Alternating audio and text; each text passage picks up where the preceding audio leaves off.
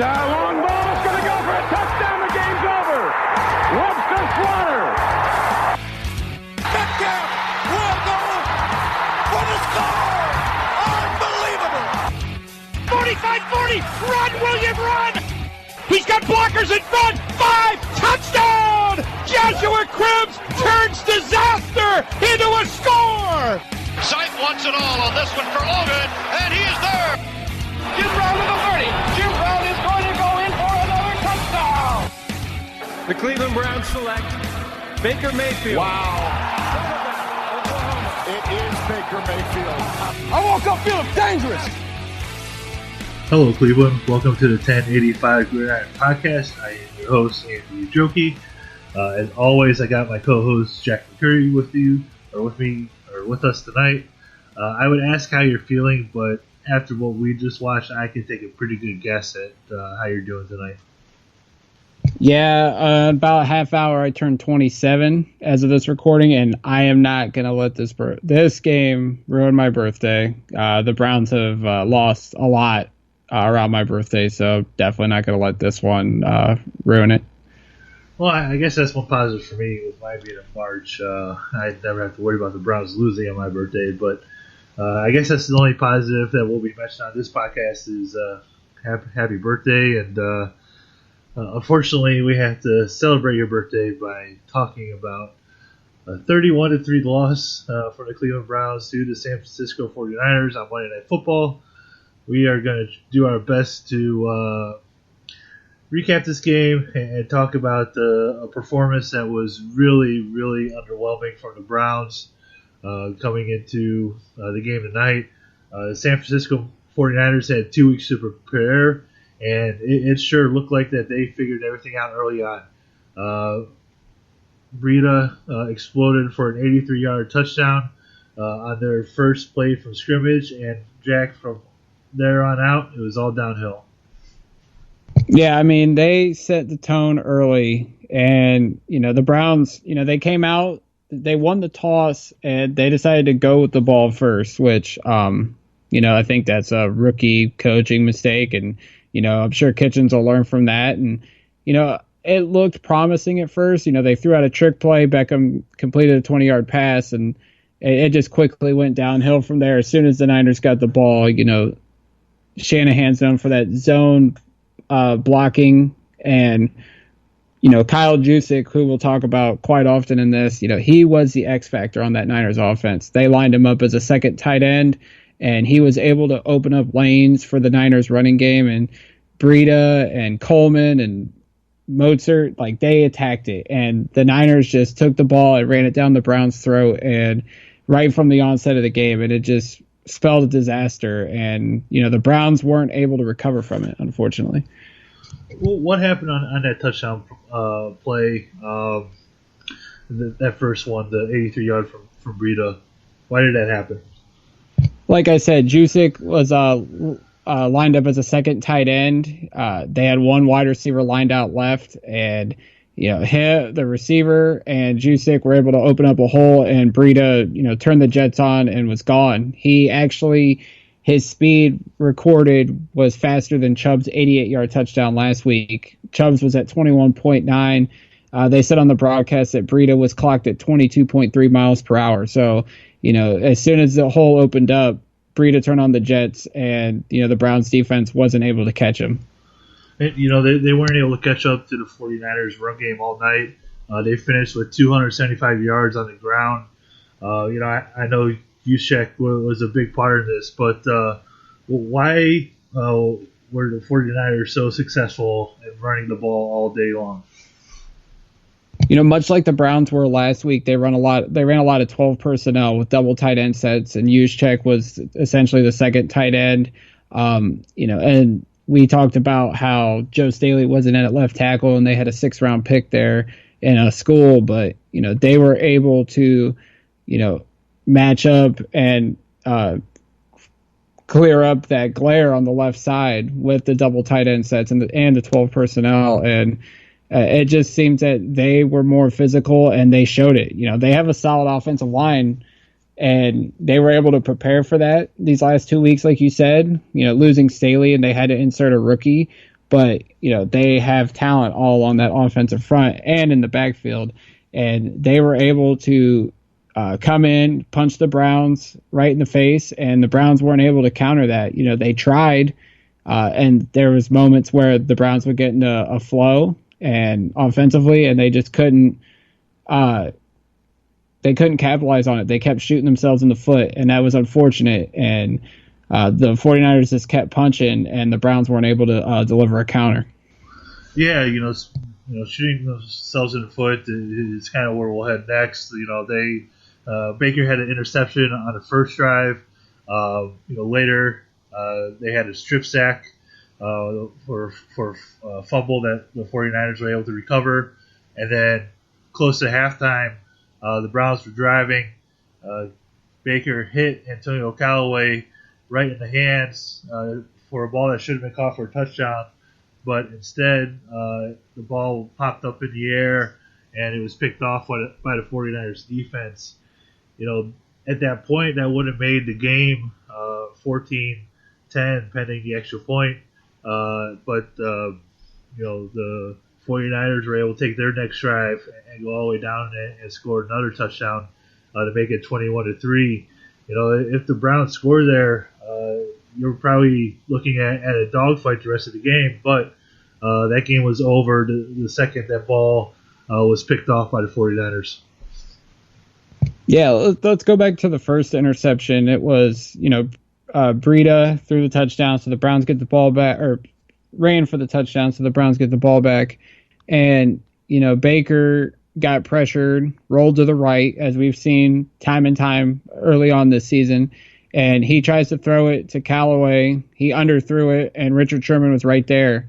If Baker would have put a little bit more air on the ball, Callaway probably could have caught it, and the Browns would have been able to move. But he didn't. Sherman picked it off. And then you talked about the strip sack. Like, that 49ers defensive front brought it all night long. We talked about it in our episodes leading up to the game, just how talented that defensive front was. And I know people are going to say that the offensive line struggled. Yeah, they did, but I don't think any offensive line in the league can contain that defensive front for 4 quarters. If you want to argue with me on that, go ahead, hit me up on Twitter. We'll have that argument. But, they were able to bring it all night long. Bosa, Armstead, Buckner, Thomas, D Ford, those guys pressured Baker, made him completely uncomfortable all night, and you could see it in the performance. As for the other interception, yeah, Callaway should have caught that. And, that was one of his downsides in his scouting report. He's not a consistent catcher. There's no ifs, ands, or buts about it. And Callaway was like that last year as well. And, yeah, is he rusty? I'm sure he is. He hasn't played football in a couple months, even going back to last season, because he was injured during training camp. But you got to catch that ball. There was no one around him, and that should have been a touchdown, and it just juggled off the hands, and that right there just sealed the fate of the Browns on that play alone. And unfortunately, it sealed the fate of Callaway for this game too. He got benched afterwards as well, so that's going to be a story too, is what's next for Callaway, and because he's not very popular among the fans, and I wouldn't be surprised if he's very popular in the locker room right now. Is that the head coaching error? You have a guy coming off a 4-game suspension. He rejoins the team this week.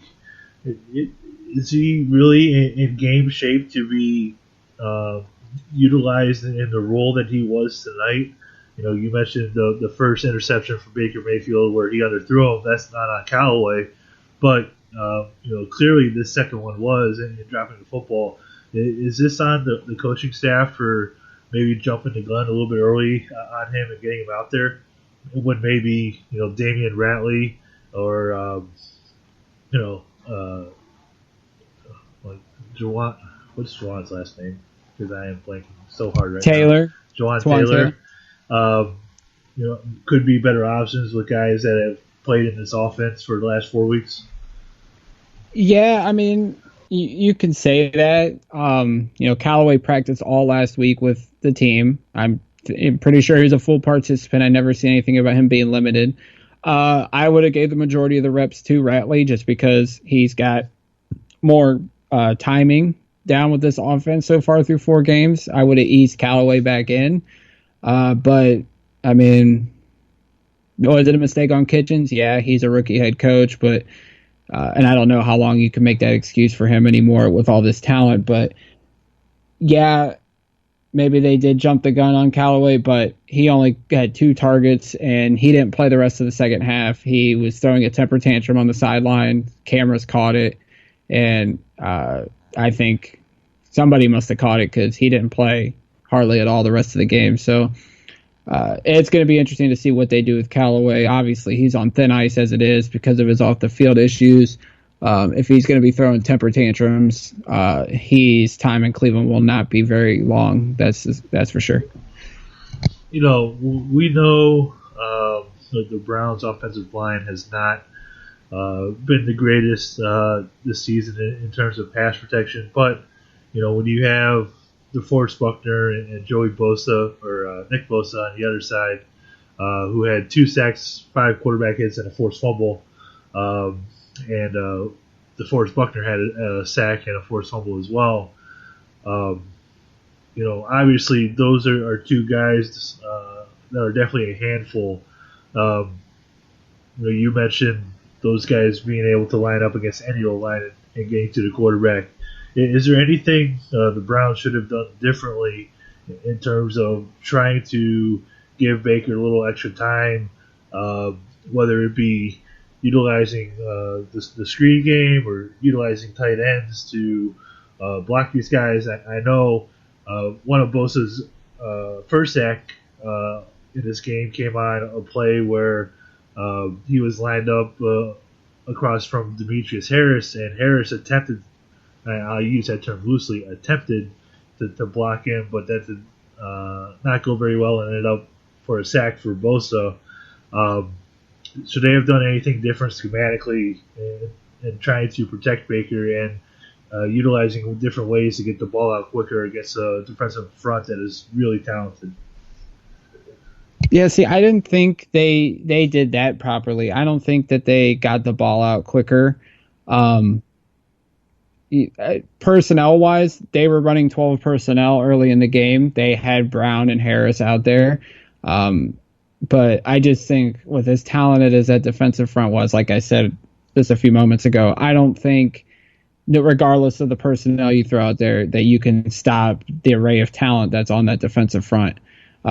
Baker only got sacked 4 times, surprisingly, so he did get the ball out at some points, but I'm interested to see, just because I don't have the stat, how many times he got hit. I know Nick Bosa hit him at least 5 times, so they made Baker feel very uncomfortable all night, and it just caused problems. Now, we know that the tackles aren't the best. The interior offensive line got dominated too. You could see it. Batonio got tossed around by Bosa a couple times.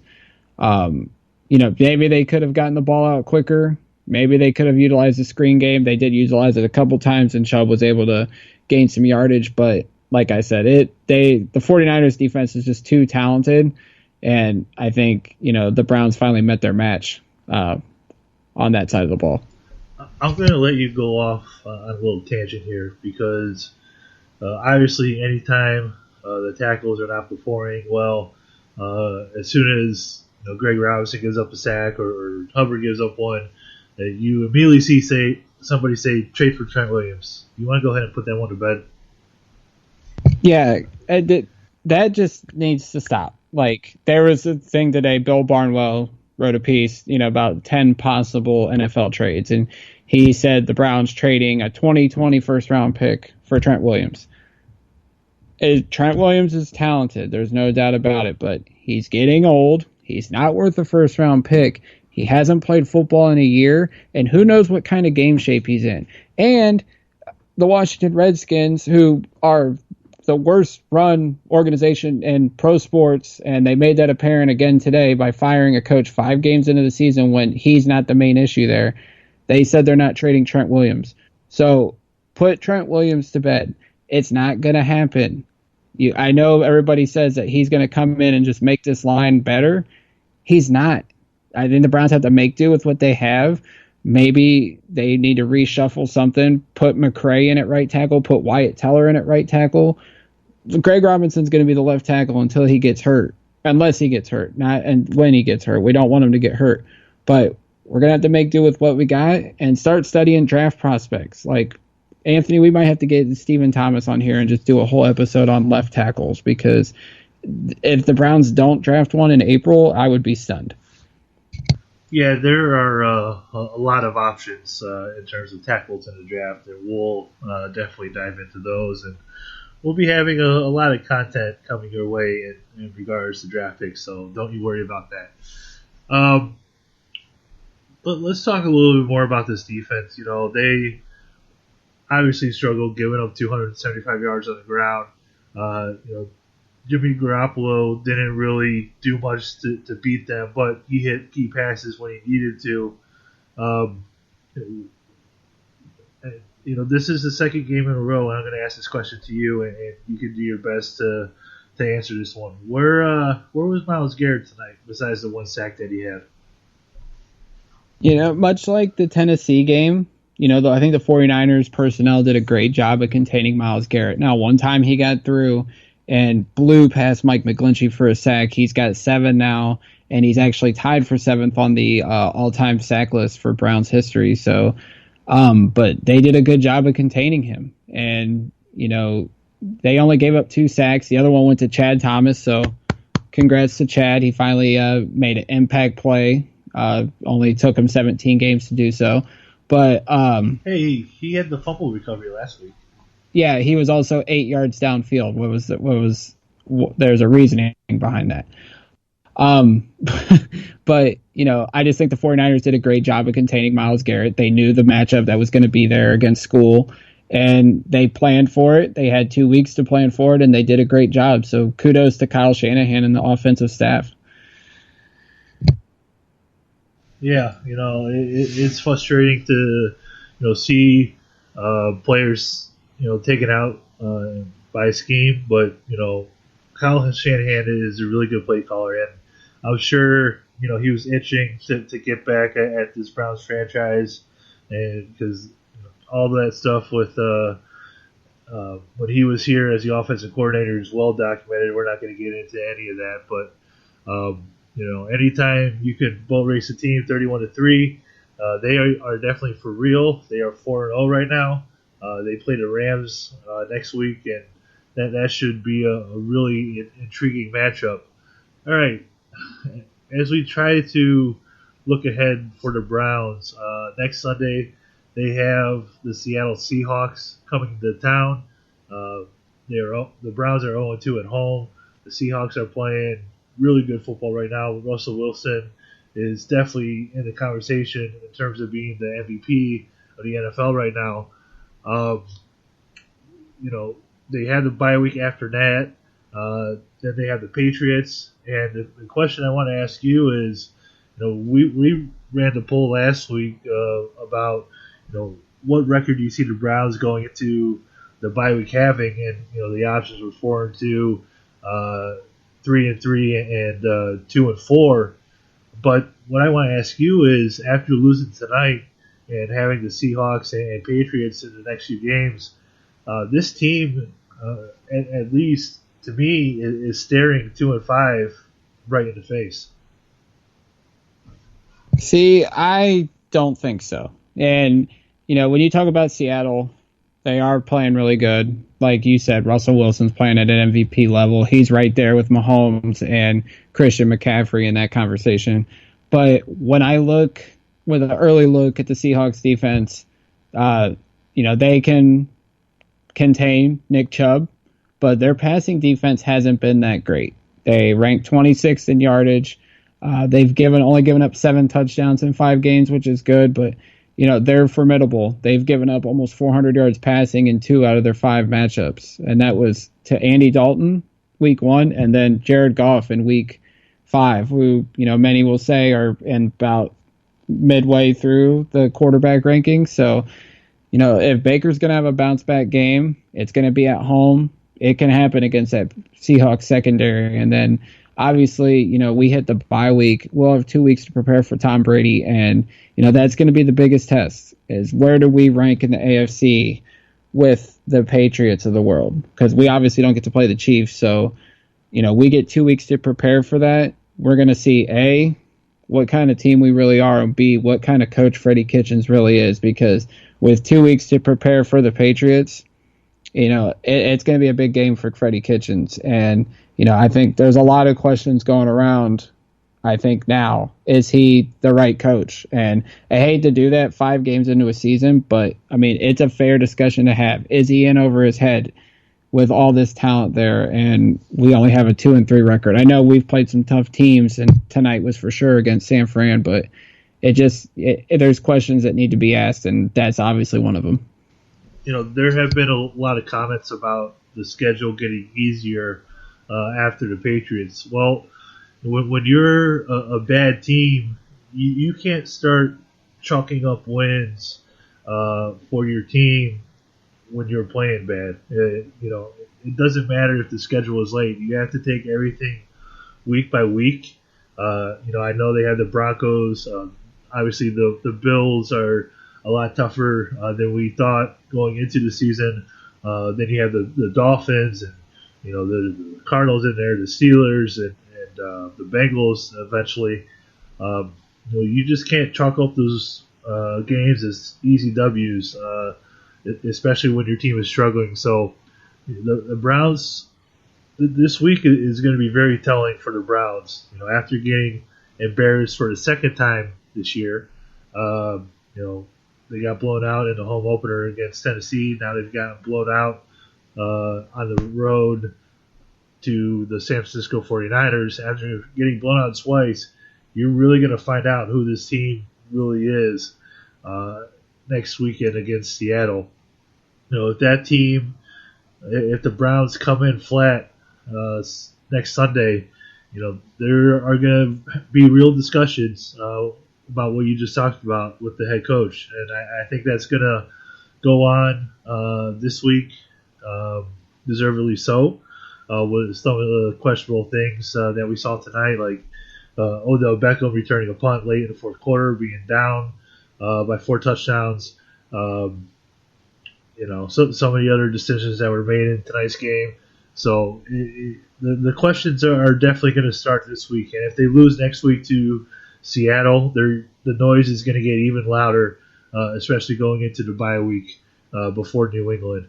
You lose that game to New England, it's not going to be pretty around here, and deservedly so. So you're going to find out a lot about the Browns and Freddie Kitchens and that coaching staff this week when they go against Seattle next Sunday. Yeah, absolutely. And I'm glad you changed your tune, because I know last week you had said that, in the second half, outside of the New England game, you said that, you didn't see a game where the Browns wouldn't be favored. Well, just look, Denver beat the Chargers, who we all thought was going to be a good team. Then we got Buffalo, who, no doubt about it, is a playoff contender. Then, Pittsburgh, I think we'll be favored in that game. Miami, we will be. Both Cincinnati games, we will be. The schedule is getting easier, but not for a while. Not until about mid to late November. Like, the next 4 games are the crucial point of this season for the Browns. And, they at least have to go 2-3 to stay in the playoff hunt. But we got to take it one game at a time. Seattle's really tough. It's a quick turnaround. The Browns have to fly back tonight from the West Coast, and I'm sure they'll be off tomorrow, but they got to come in and be ready to work on Wednesday, because Seattle's coming and they're no pushover. That's for sure. And, Seattle had a few extra days to prepare, playing on Thursday night. Thankfully, when we play New England, they'll be on a short week, and then we'll have 2 full weeks to prepare. So hopefully, we can start to get this thing rolling. But, when it comes to making the playoffs, you win all 6 your division games, then you're in.